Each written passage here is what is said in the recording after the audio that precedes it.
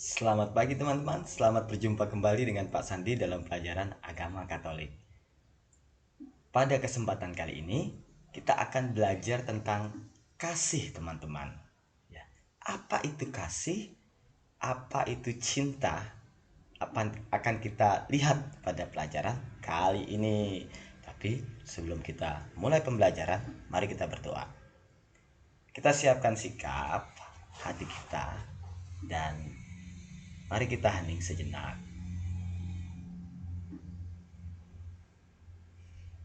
Marilah berdoa dalam nama Bapa dan Putra dan Roh Kudus. Bapa kami yang ada di surga, dimuliakanlah namamu, datanglah kerajaanmu, jadilah kehendakmu di atas bumi seperti di dalam surga. Berilah kami rezeki pada hari ini, dan ampunilah kesalahan kami, seperti kami pun mengampuni yang bersalah kepada kami. Dan janganlah masukkan kami ke dalam pencobaan, tetapi bebaskanlah kami dari yang jahat. Dalam nama Bapa dan Putra dan Roh Kudus. Amin. Selamat pagi kembali Pak Sandi ucapkan untuk teman-teman semua. Nah, kesempatan kali ini kita akan melihat kasih ya. Kita akan belajar tentang kasih. Apa sih yang dimaksud dengan kasih? Atau lebih sering kita dengar teman-teman, cinta ya. Cinta atau kasih itu merupakan perasaan ya, perasaan yang diungkapkan dengan sikap-sikap baik, atau gampangnya diungkapkan dengan sayang ya, diungkapkannya dengan uh, contoh uh, papa mama kita ya kan, tentu kita cinta sama papa mama kita, tentu kita mengasihi papa mama kita, maka kita menyayangi papa mama kita ya. Jadi kalau menyayangi papa dan mama, teman-teman pasti membantu papa dan mama membersihkan rumah, membantu papa dan mama beres-beres pakaian, mencuci kendaraan, bantu-bantu di rumah. Nah, itu salah satu tindakan mengasihi atau wujud sayang teman-teman kepada orang tua. Gitu. Nah, di buku ini ya yang kita pelajari, kasih itu bisa ditujukan kepada siapa saja teman-teman ya. Bisa ditujukan kepada siapa? Kepada siapa saja. Terutama kepada orang-orang yang menderita teman-teman. Di situasi pandemi ini banyak sekali orang-orang yang semakin susah hidupnya teman-teman. Nah, kita orang yang beruntung bisa membantu orang-orang susah tersebut dengan memberikan bantuan, sumbangan, ya kan, makanan, pakaian kepada orang-orang yang tidak mampu seperti itu. Karena Tuhan juga hadir loh lewat mereka teman-teman. Yesus tuh hadir ke dunia ini melalui orang-orang yang tidak mampu, orang-orang yang hidupnya sulit. Nah, di situ kita diuji. Kita sebagai pengikutnya, mampukah berbuat kasih kepada Yesus melalui orang-orang yang menderita itu teman-teman. Kalau di sekolah misalkan ada teman kita yang tidak memiliki alat tulis ya kan, sehingga sepanjang hari dia tidak mungkin bisa belajar dengan baik tanpa alat tulis. Lalu kita yang punya alat tulis lebih, kita boleh meminjamkan. Nah, itu salah satu bentuk mengasihi ya kalau kita di sekolah. Meminjamkan alat-alat tulis kita karena kita kebetulan punya lebih ya kan. Atau kita bergantian nih, kamu pakai dulu deh, aku udah selesai tugasku, kamu kerjain dulu. Nah, teman itu kerjain, habis itu gantian. Nah, itu salah satu contoh ya. Masih banyak tindakan-tindakan atau hal-hal yang dapat kita lakukan, teman-teman lakukan ya, sebagai bentuk mengasihi sesama. Itu ya teman-teman.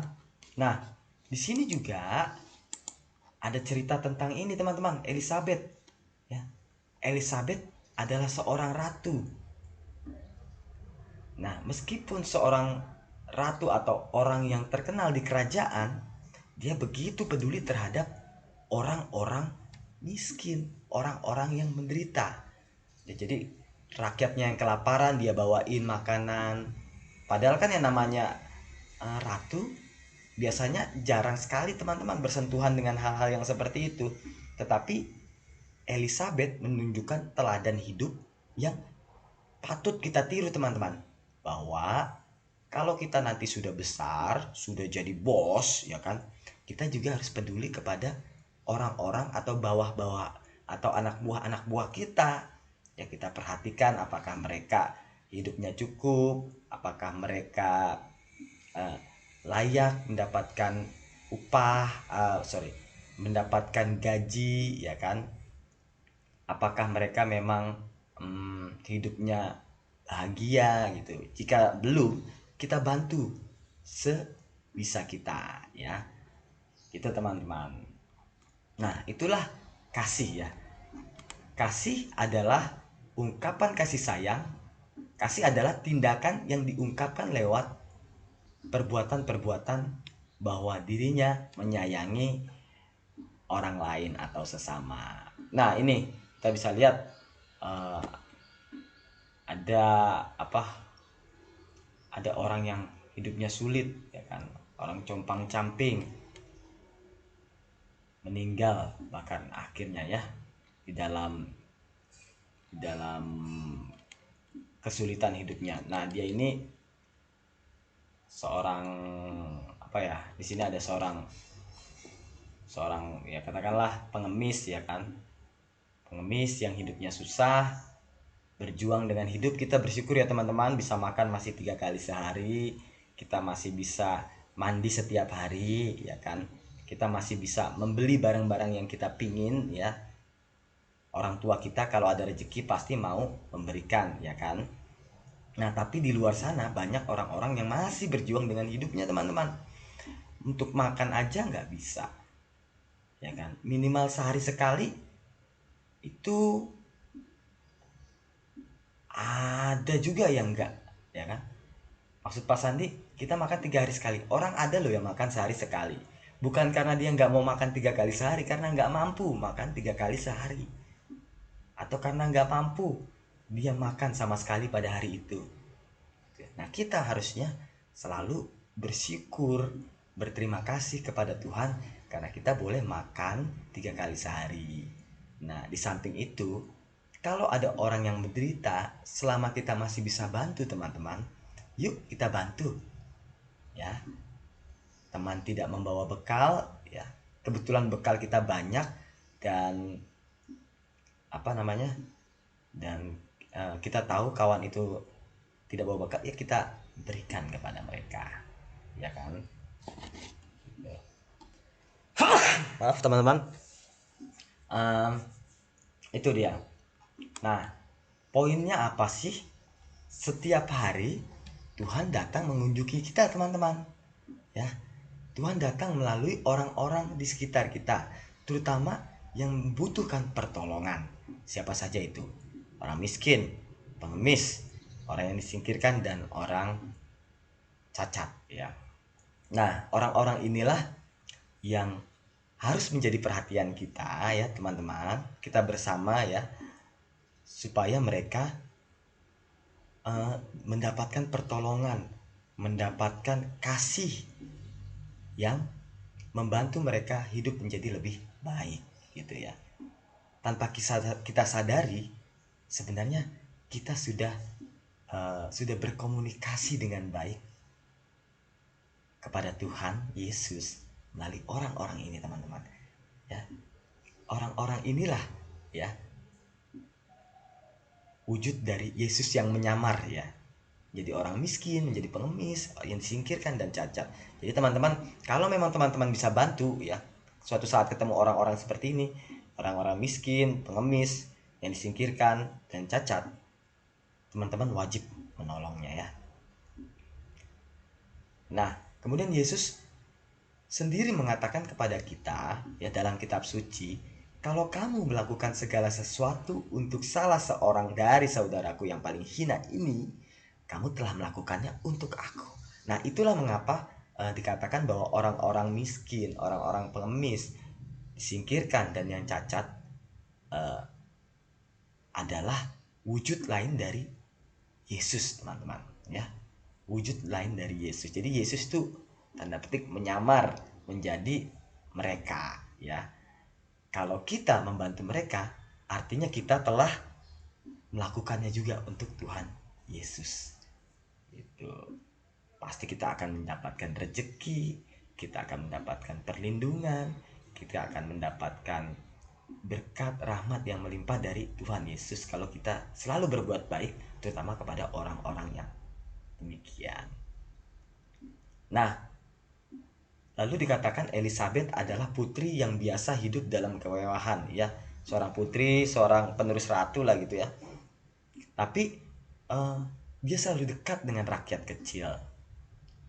Dia memberikan makanan kepada mereka. Dia memperhatikan kehidupan mereka. Sehingga Elizabeth sungguh-sungguh dikenang oleh orang-orang kecil, ya. Kita dapat belajar dari Elizabeth, teman-teman. Nah, karena kasihnya kepada orang miskin dan menderita, ia melepaskan segala kemewahan dan menjadi seorang juru rawat di sebuah kota kecil. Itulah Elizabeth, ya, yang Pak Sandi tidak bahas secara detail, tapi nanti teman-teman bisa baca sendiri bagaimana kisah Santai Elizabeth yang mengajari kita cara berbuat kasih kepada sesama.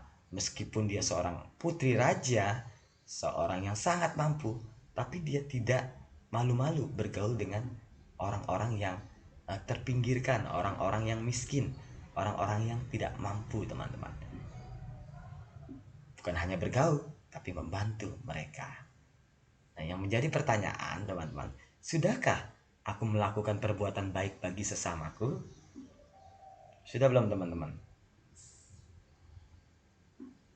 Ada yang sudah? Ada yang belum? Jika sudah, lanjutkan. Jika belum, mari kita mulai.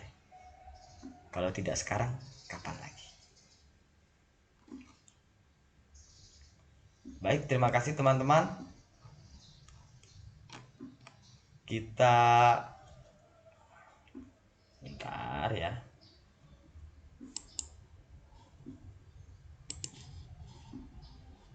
Teman-teman, Nah, kita lanjutkan.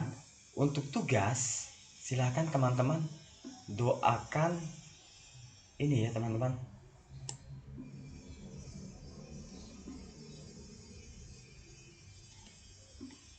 Ya.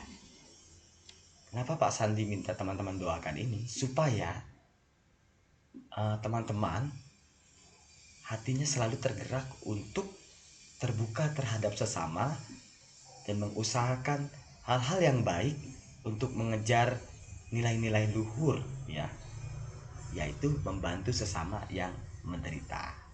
Harapannya itu dapat diwujudkan di kehidupan nyata oleh teman-teman, ya. Itu jadi tugasnya adalah teman-teman silakan mendoakan dengan silakan membacakan doa ini, ya, dan divideokan. Berdoalah dengan sungguh, kemudian divideokan, dikirim ke Pak Sandi, ya. Bukan karena teman-teman berdoa supaya sungguh-sungguh terus dinilai supaya bagus, kemudian divideokan supaya nilainya bagus. Tidak, bukan untuk itu ya teman-teman, tapi untuk diri kita masing-masing, supaya kita sungguh-sungguh menjadi orang yang mengusahakan kasih kepada sesama. Gitu teman-teman. Oke?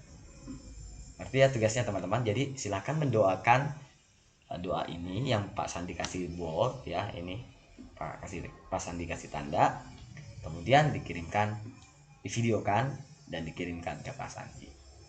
Cukup sekian pembelajaran kita hari ini. Semoga kita semakin dapat berbuat kasih kepada sesama, terutama sesama yang menderita. Kita hening sejenak teman-teman. Marilah berdoa. Dalam nama Bapa dan Putra dan Roh Kudus. Salam Maria, penuh rahmat, Tuhan sertamu. Terpujilah engkau di antara wanita, dan terpujilah buah tubuhmu Yesus. Santa Maria Bunda Allah, doakanlah kami yang berdosa ini, sekarang dan waktu kami mati. Bapa dan Putra dan Roh Kudus.